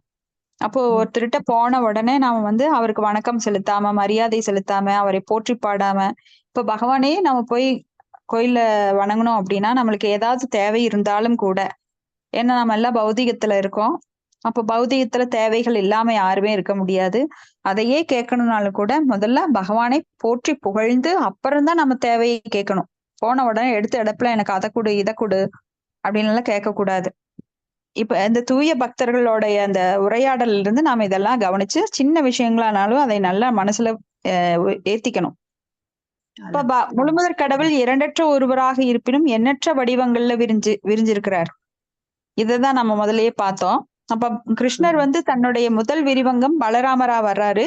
பலராமர்கிட்டிருந்து சங்கர்ஷனரா, சங்கர்ஷனரிட்டிருந்து வாசுதேவரா, வாசுதேவரிட்டிருந்து பிரத்யும்னரா, அந்த சதுர்வியூகங்கள் அந்த சதுர்வியூகங்கள் சதுர் ரூபங்களா வர்றாங்க. அப்ப அந்த சதுர் ரூபத்துல இருக்கிற சங்கர்ஷனர், அந்த சங்கர்ஷனர்கிட்ட மறுபடியும் ஒரு நாராயணர் வர்றார். அவர்கிட்ட பிற உருவங்கள் இப்படியே விரிவடைகின்றது.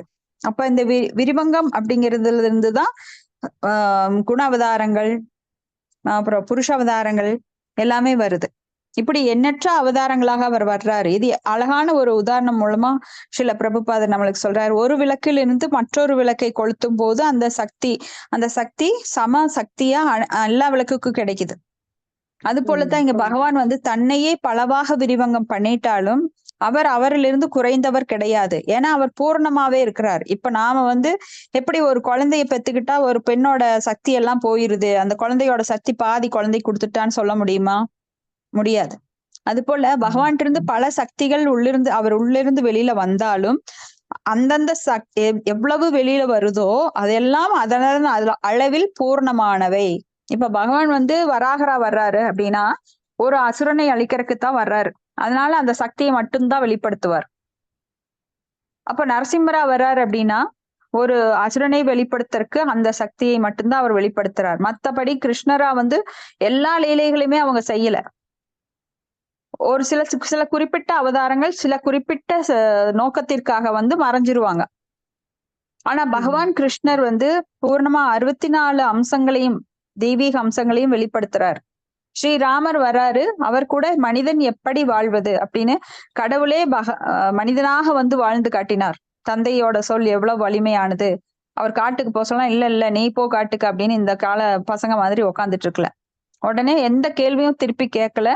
தந்தை சொல் மிக்க மந்திரம் இல்லை அப்படிங்கிறத அவர் நிரூபிச்சு காட்டுறாரு. ஒரு சொல் ஒரு வில் ஒரு இல் அப்படின்னு சொல்லி ஒரே ஒரு மனைவியுடன் வாழ்ந்து தர்மத்தை நிலைநாட்டுறாரு. அப்ப எதிரிகளுக்கும் அவர் வந்து கருணை காட்டுறாரு.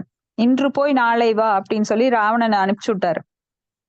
அவனை வந்து நிராயுதபாணியா கொல்ல விரும்பல. அவனுக்கு வந்து முதல்ல சான்ஸ் எல்லாம் கொடுக்குறாரு, அட்வைஸ் பண்றாரு. வேண்டாம், நீ என்கிட்ட சரணடைஞ்சிரு, நான் அவனை காப்பாத்துறேன். சர்வதர்மான் பரித்தச்ச மாம் ஏகம் சரணம் ரஜ அகம் துவாம் சர்வ பாபேபியும் மோஷிஷாமி மாசுஷக, அதையும் அங்க நிலைநாட்டுறார். அப்போ சரணடைந்தவர்கள் என்றும் காக்கப்படுவர். இப்போ ராணுவத்துல வந்து கையை தூக்கி எதிர்நாட்டுல சரணடைகிறாங்க அப்படின்னா ரெண்டு கையும் தூக்கி சரணடைகிறேன் அப்படின்னு ஒரு சைன், ஒரு சிக்னல் கொடுத்துட்டாங்கன்னா கண்டிப்பா அவங்கள வந்து கொல்லக்கூடாது. அப்போ எப்படி ஒரு சத்திரியன் அரசை ஆளணும், அவன் எப்படி மக்களை கட்டி காக்கணும், எந்த நீதிகளை அவங்களுக்கு கொடுக்கணும், அவங்களை எப்படி வழி நடத்தணும், ஆத்ம நலனை எப்படி பேணி காக்கணும் அப்படிங்கறது எல்லாம் சொல்லி காட்டுறதுக்காகத்தான் ஒரு அரசனாகவும் இருந்தார், ஒரு கணவனாகவும் இருந்தார், ஒரு சாதாரண மனிதனாகவும் இருந்து வாழ்ந்து காட்டினார். அப்படி எல்லா விதத்திலயும் அவர் வந்து நற்போதனைகளை கொடுத்தார். இப்படி பகவான் வந்து தன்னை பலவாறாக விரிவங்கம் பண்ணி நம்மளுக்கு அவர் கருணையை கொடுக்கறதுக்காக அவதாரங்களா வர்றார். முக்கியமான நோக்கம் என்னன்னா, யதா யதாஹி தர்மஸ்ய கிளானிர்பவதி பாரத அப்யுக்தானாம் அதர்மஸ்ய ததாத்மானம் சிருஜாமியகம். அதர்மம் எப்பெல்லாம் ஓங்குதோ அப்பெல்லாம் தர்மத்தை காக்கறக்காக தோன்றுகிறேன் அப்படிங்கிறார். பரித்ராணாய சாதுனாம் விநாசாய சதுஸ்கிருதாம் தர்ம சம்ஸ்தாபனார்த்தாய சம்பவாமி யுகே யுகே. யுக யுகங்களாக எதுக்கு தோன்றார் அப்படின்னா, பக்தரை காப்பதற்காகவும் அசுரர்களை அழிப்பதற்காகவும். அசுரர்களை அழிக்கிறதுங்கிறது ரெண்டாவது.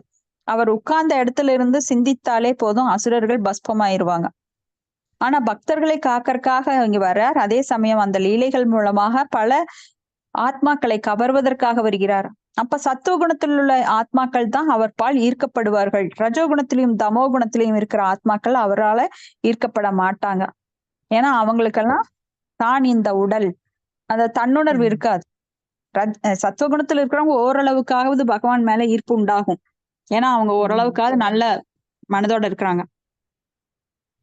இப்படி அறிவு நிலையும் கடந்து பகவானின் பக்தி தொண்டில் ஈடுபட்டிருக்கும் பொழுது மட்டுமே அவரின் உண்மையான தன்மையை அவனால் அறிய முடியும். அப்ப அறிவு, எங்கிட்ட அறிவு இருக்கு, அப்ப அதையும் கடந்த நிலைதான் தன்னுணர்வு அப்படிங்கிறது. பகவானை பற்றி அறிஞ்சுக்கொண்டே நம்மளோட அறிவுல குப்பை சாக்கடை, அதை வச்சு நாம் அறிஞ்சுக்கவே முடியாது. அப்ப பகவானை பற்றி அறிஞ்சுக்கணும்னா அவர் ரொம்ப பணிவாக நாம அவர்கிட்ட சரணடையணும். அவரது நாமம், ரூபம், இயல்பு, லீலை எல்லாம் பற்றி தெளிவான கருத்து இல்லைன்னா அவனுக்கு புலப்படாது. இப்ப ஒருவன் மற்றெல்லா ஈடுபாடுகளிலும் விடுபட்டு பகவானிடம் சரணாகதி அடையணும். இங்க சரணாகதிங்கிறது ரொம்ப முக்கியம். பகவானின் நிபந்தனையற்ற தூய பக்தனாக வேண்டும். இத கொடு. நிபந்தனைனா என்ன? நீ அதை செஞ்சா நான் இதை செய்வேன். பகவான் எப்படிப்பட்டவர்? பெரியவற்றுள் பெரியவர். அவர்கிட்ட நிபந்தனை போட்டா முடியுமா?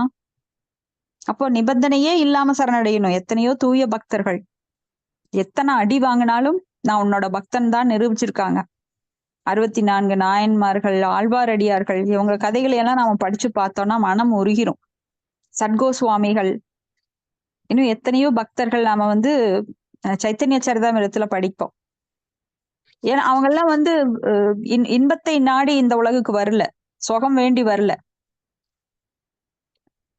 அப்போ எத்தனையோ பக்தர்கள் எத்தனையோ துன்பத்துல பக்தி செய்யறாங்க. பக்தி என்பது துன்பங்களை பொறுத்து கொள்ளக்கூடியது. பக்திங்கிறது இன்பமா பண்ணலாம்னு நினைச்சவங்க எல்லாம் பக்தியில நிலைக்கவே முடியாது. எனக்கு துன்பமே வரக்கூடாது, நான் ஹாயா உட்காந்து பக்தி பண்ணணும், எனக்கு எந்த ஒரு கஷ்டம் வரக்கூடாதுன்னு நினைக்கிறவங்க இந்த பக்தி ஃபீல்ட்ல இருக்கவே முடியாது. தூய பக்தியே வராது அவங்களுக்கு. ஏன்னா தூய பக்திங்கிறது எல்லா கஷ்டங்களையும் தாங்கி கொண்டு, இது பகவான் எனக்கு கொடுத்த கருணை, இது பகவான் எனக்கு கொடுத்த ஒரு நல்ல மார்க்கம் அப்படிங்கிறத புரிஞ்சுக்கிட்டு எத்தனை கஷ்டம் வந்தாலும், எப்படி குந்தி தேவி எவ்வளவோ கஷ்டப்பட்டாங்க, அவங்க பகவான்கிட்ட பிரார்த்தனை பண்றாங்க, எனக்கு இன்னும் மேலும் மேலும் கஷ்டத்தை தா அப்படின்னு. எங்கேயாவது யாராவது இப்படி வேண்டறது இந்த ஜட உலகில நாம பார்க்க முடியுமா? ஏன்னா அப்படி கஷ்டம் வந்தா தான் உன்னை பத்தியே நினைச்சிட்டு இருப்பேன் கிருஷ்ணா. அப்படி கஷ்டம் இல்லைன்னா நான் இந்த ஜட இன்பத்துல, பொய்யான இன்பத்துல ஆழ்ந்து போயிருவேன். அதனால எப்போ எனக்கு கஷ்டத்தை கொடுன்னு கேக்குறாங்க. அதனால கஷ்டமே இல்லாம பக்தி பண்றதுங்கிறது இங்க கற்பனை.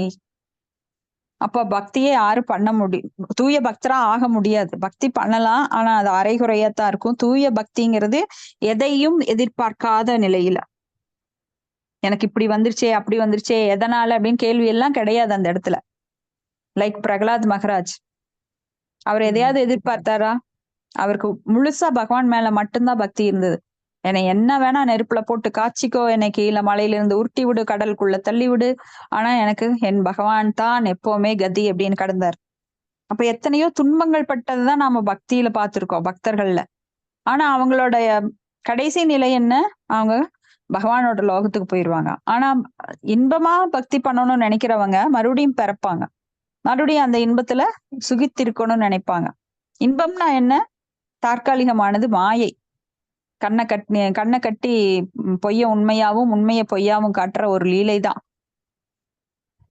இப்ப இங்க மிகச்சிறந்த கற்றறிந்த பண்டிதர்களாலும் பகவான் அறியப்பட முடியாதவர் அப்படின்னு பரிஷித் மகாராஜா ஒப்புக்கொண்டார். அதனாலதான் அவர் தன்னோட குறையுடைய அறிவை தெளிவுபடுத்துமாறு மறுபடியும் சொல்றார்.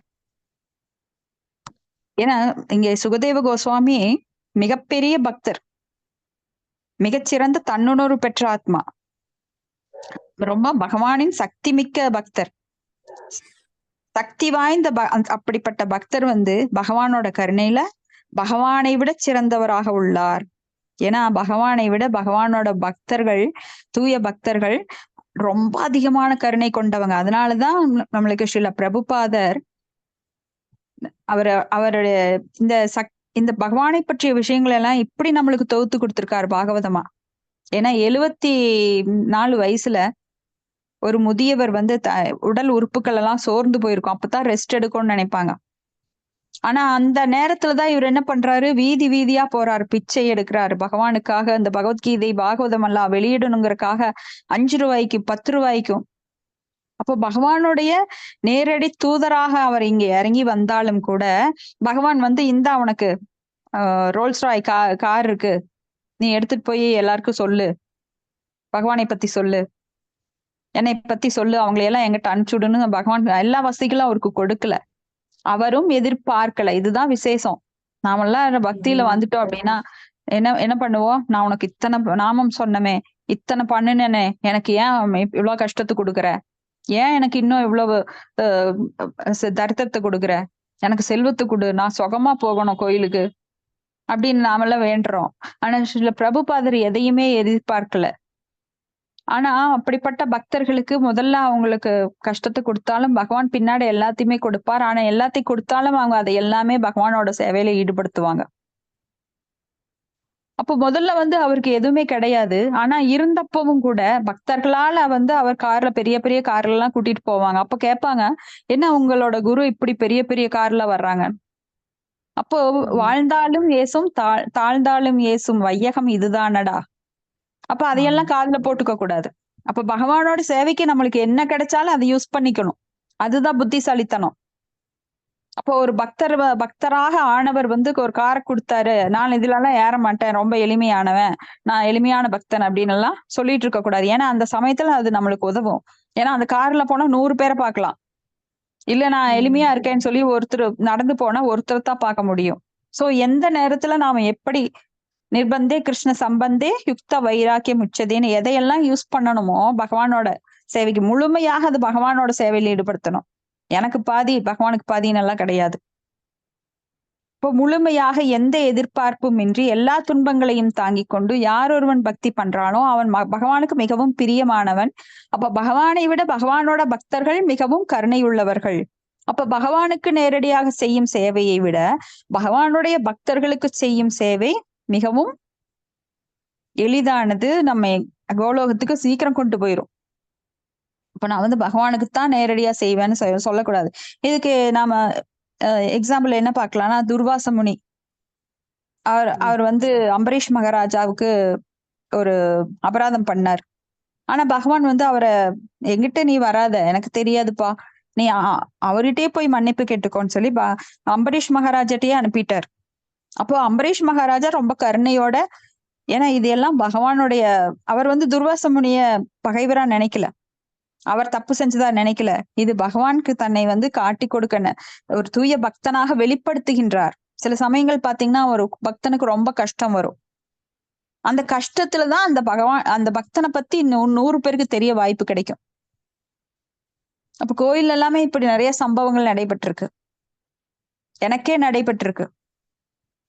அப்ப அந்த கஷ்டத்தின் மூலமா அந்த பக்தனை அவர் வெளிப்படுத்துறாரு.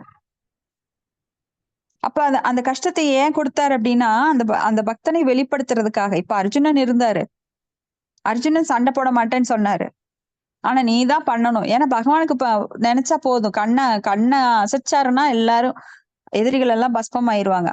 ஆனா அர்ஜுனன் விட்டு போர் புரிஞ்சு ரொம்ப நாள், அது குருச்சேத்திர போர்க்களத்துல ரொம்ப நாள் நடந்து, அப்புறம் பீஷ்ம தேவர் அம்பு படுக்கையில படுத்து, ஏன் இத்தனை கஷ்டம், பல பேர் இறக்குறது, இது எல்லாம் ஏன் நடந்தது? அப்போ இது ஒரு சினிமா பார்த்தோம் அப்படின்னா, போனோன்னு ஒரு ஹீரோ வரான், ஹீரோயின் வராங்க, போன உடனே படம் முடிஞ்சிருச்சு, நல்லா இருக்காங்க, கல்யாணம் பண்ணிட்டாங்க, சின்ன குழந்தைகள் காட்டுறாங்க, பெருசானாங்க, கல்யாணம் பண்ணாங்க, படம் முடிஞ்சது அப்படின்னா இன்ட்ரெஸ்ட் இருக்குமா? யாராவது போவாங்களா? அப்ப இந்த ஜட வாழ்க்கை அப்படித்தான். மனிதர்கள் பல ஆசைகளை வச்சிருக்காங்க. அந்த ஆசைகளை எல்லாம் அவங்க நிறைவேத்துறாங்களா? முடியல அப்படிங்கிறத பகவான் அவங்கள வாழ்க்கையில காட்டுறாரு. ஒவ்வொரு சம்பவமா காட்டுறாரு. அப்போ அவன் அதெல்லாம் தெளிவடையணும். ஆனா நம்ம தெளிவடையறதே இல்ல. சின்ன குழந்தையில இருந்து நாம ஆசைப்படுறோம், கிடைக்குது. அதுல நிராசை வருது.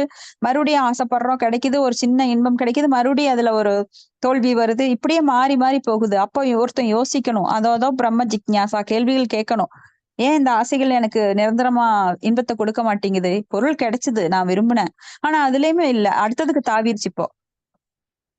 இப்ப பல ஆசைகள் வந்து வந்து போய் மறைஞ்சு மறைஞ்சு அதை கிடைச்சு மறைஞ்சு, ஆனா அனுபவிக்கத்தான் அதை முழுசா அனுபவிச்சான்னு கேட்டா இல்ல. அற்பமாவே இருக்கு எல்லாமே. அப்போ ஒருத்தன் வந்து இப்படி அனுபவிச்சு பகவானை உணர்றது வேற. அனுபவிக்காம இப்ப ஒரு எடுத்த உடனே பகவானை பத்தி சொன்னா யாருக்கும் புரியாது. கஷ்டத்துலதான் வர்றான். அர்த்தோ ஞானி அர்த்தார்த்தி அப்படின்னு சொல்லி ஒவ்வொரு நிலையில தான் ஒவ்வொருத்தரும் வர்றான். அப்ப பல வகையில வர்றவங்களுக்கு பல வகையான அனுபவங்களை கொடுத்து தன்பால் ஈர்க்கின்றார். இப்போ நம்ம ஒரு சாதாரண டைமண்ட் கல்ல டைமண்ட் பியோர் டைமண்ட் பல கோடி மதிப்புடையது. அதை கொண்டு போய் ஒருத்தங்கிட்ட நான் சாதாரணமா ரோட்ல போறேன், சாதாரண ஒரு ஆள்கிட்ட கொடுத்து, ஏய் இது டைமண்ட் இருந்தா வச்சுக்கோ அப்படின்னு கொடுத்தா அவன் யாராவது நம்புவானா? அவனுக்கு 1000 சந்தேகம் இருக்கும். இது டைமண்ட் ஆமா, எனக்கு வேலையில நினைச்சிட்டு இவன் பாரு என்னைய கிண்டல் பண்ணிட்டு போறான் அப்படின்னு சொல்லி அதை தூக்கி போட்டுருவான். இல்லைன்னா அவன் வச்சுக்கிட்டு அதை சும்மா எங்காவது வீட்டுல வச்சிருப்பான் ஒரு ஓரமா.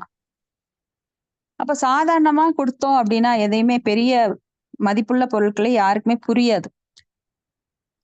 அதுக்காக அவன் கஷ்டப்படணும். அப்பதான் அவன அந்த அருமை தெரியும்.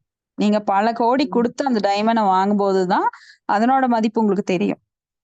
இப்போ ஒரு குழந்தையோட கழுத்துல நெக்லஸ் போட்டு விட்டீங்கன்னா அந்த குழந்தைக்கு என்ன தெரியும்? அது வந்து மதிப்பு தெரியாது. எங்கேயாவது கழுத்துல அரிக்குது, இதுச்சு இது பாரமா இருக்கு அப்படின்னு சொல்லி அது தூக்கி போட்டுரும் எங்கேயாவது மண்ணுல விளையாடுறப்போ. அப்ப நாம தான் கிடந்து அடிச்சுக்கணும். அது போல ஒரு பகவத்கீதை வந்து புரியாதவங்கிட்ட கொடுத்தாலோ, பாகவதத்தை புரியாதவங்கிட்ட கொடுத்தாலோ அதனோட மதிப்பு தெரியாது. அதை புரிஞ்சவங்க அதை வந்து பவித்திரமா பூஜை ரூம்ல ஒரு கீழே ஒரு வஸ்திரம் போட்டு தரையில எல்லாம் வைக்க மாட்டாங்க. பகவான் தான் அப்படிங்கிறது அவங்களுக்கு தெரியும். அவ்வளவு நல்ல மதிப்போட இருப்பாங்க. இப்படி ஒரு பக்தன் வந்து முதல்ல ஆன்மீக குருவை அணுகணும். ஆன்மீக குரு வேத இலக்கியங்கள்ல பரிச்சயம் உடையவரா இருப்பாரு. அதனால பகவானை பற்றியும் அவரோட சக்திகளை பற்றியும் அவர் கூறும்போது அந்த சீடன் பணிவோட அதை ஏத்துக்கிறான். அப்ப அங்க வந்து ஸ்ரத்தை இருக்கும். ஸ்ரத்தைன்னா நம்பிக்கை இருக்கும். நம்பிக்கை இல்லாத ஒருவனுக்கு வந்து நாம என்ன கொடுத்தாலும் அதுக்கு இப்பதான் நம்ம சொன்னோம், ஒரு டைமண்ட் வந்து ஒரு சாதாரண மனுஷனுக்கு போற போக்குல கொடுத்தோம் அப்படின்னா அவனுக்கு மதிப்பு தெரியாது. அப்போ ஒருத்த வந்து பணிவோட அதை அணுகும் போதுதான் அவனுக்கு அதனுடைய மதிப்பு தெரியும். இப்ப சுகதேவ கோஸ்வாமியை ஒரு உண்மையான ஆன்மீக குரு, அவரை போன்ற ஒரு ஆன்மீக குரு பகவானின் அந்தரங்க சக்திகளை குறிக்கும் விஷயங்களை பற்றி மட்டுமல்லாது பகிரங்க சக்திகள் பற்றியும் சொல்றாரு. அந்தரங்க சக்தினா பகவானுடைய ஒரு அற்புதமான சக்தி. பகிரங்க சக்தி அப்படின்னா புறசக்தி. புறசக்தினா இந்த ஜட உலகங்களை படைத்து காத்து அழிக்கிறது. அதுக்காக பகவான் யார வச்சிருக்காரு, எவ்வளவு தேவர்களை வச்சிருக்காரு, அப்புறம் அந்த சிஸ்டம் எல்லாம் எப்படி நடக்குது, பிரம்மா எப்படி படைக்கிறாரு, பிரம்மாக்கு எப்படி அந்த சக்தி வந்தது, அப்ப இந்த ஜட சக்திகள் எவ்வாறு பிரிவடைகின்றது, வானம் பூமி இந்த பஞ்சபூதங்கள் சூட்சும இது, அப்ப தன்மாத்திரைகள், இந்த மாதிரி பல விஷயங்கள், அறிவு புலன்கள், இது எல்லாம் எப்படி வருது அப்படிங்கிறத பத்தி சொல்றதுதான் வெளிப்புற விஷயங்கள். இதெல்லாம் பகிரங்க சக்தியை பற்றியும் அவர் சொல்றாரு, அந்தரங்க சக்தியும் பற்றி சொல்றாரு. அந்தரங்க சக்திங்கிறது ரொம்ப ரகசியமானது. ஏன்னா ஒருத்த வந்து வெளிப்புற சக்தியை புரிஞ்சுக்கிட்டு தான் அந்தரங்க சக்தியை புரிஞ்சுக்கணும். அந்தரங்க சக்தினா அவரை வந்து லீலைகள் பண்றது, ராசலீலைகள் பண்றது எல்லாமே அந்தரங்க சக்தி தான். அப்போ அந்தரங்க சக்தி நேரடியாக முதல்ல புரிஞ்சுக்க கூடாது. முதல்ல வெளிப்புற சக்தி எல்லாம் புரிஞ்சு படிப்படியாத்தான் போகணும். இப்படி பகவானின் அந்தரங்க லீலைகள் அல்லது பிருந்தாவன நடவடிக்கைகளில் வெளிப்படுத்தப்படுகிறது. ஆனால் அவரது புற செயல்கள் அவரது அம்சமான காரணத சாயி விஷ்ணு, கர்ப்போதக சாயி விஷ்ணு, ஷீரோதக சாயி விஷ்ணு ஆகியோரால் நடத்தப்படுகிறது. அப்ப இந்த 3 விஷ்ணுக்களை பற்றி அறிதல் ரொம்ப முக்கியமானது. காரண உதகசாயி விஷ்ணு, கர்ப்போதகசாயி விஷ்ணு, க்ஷீரோதகசாயி விஷ்ணு.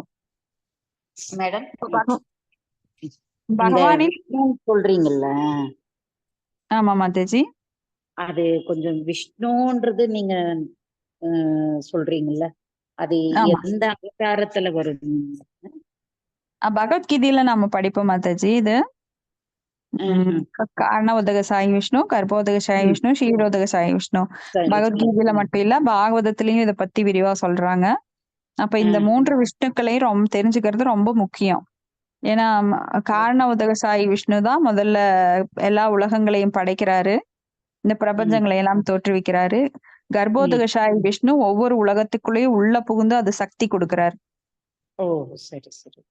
அப்பதான் அந்த உலகங்கள் எல்லாம் இயங்க ஆரம்பிக்குது.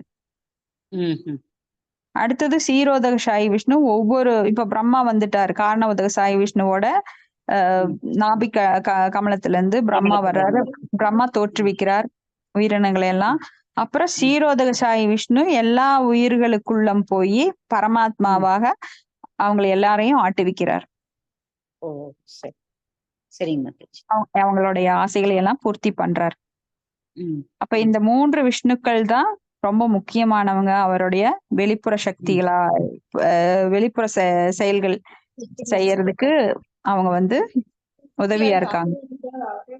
இப்ப வைஷ்ணவர்கள் ராசலீலையை போன்ற பகவானின் செயல்களை செவிசாய்ப்பதில் ஆர்வமுடையவராக இருப்பது மட்டுமல்லாமல் உயர்வான சீடராகிய பரிஷித்து மகாராஜன் மற்றும் சீரிய ஆன்மீக குருவான சுகதேவ கோஸ்வாமி ஆகியோரின் உதாரணத்தை பின்பற்றி சிருஷ்டி தத்துவம் அல்லது சிருஷ்டிக்கும் கடமைகளில் சம்பந்தப்பட்டுள்ள அவரது புருஷாவதார அம்சங்களில் உள்ள அவரது லீலைகளிலும் அதிக ஆவல் கொண்டவராக இருக்க வேண்டும் அப்படின்னு ஸ்ரீ விஸ்வநாத சக்கரவர்த்தி தாக்கூர் சொல்றார்.